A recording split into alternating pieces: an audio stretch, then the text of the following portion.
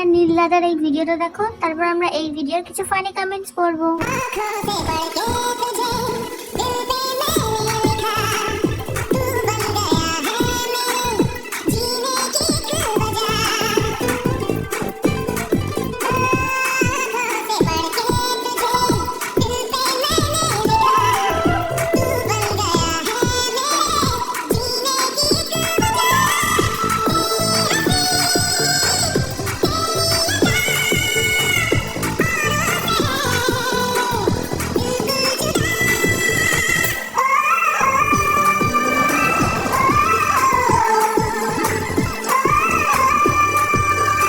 तो चलिए शुरू करते हैं। বাবা কত আদিক্ষেতা, গাড়িটা কখন ফেরত দিয়ে যাবি?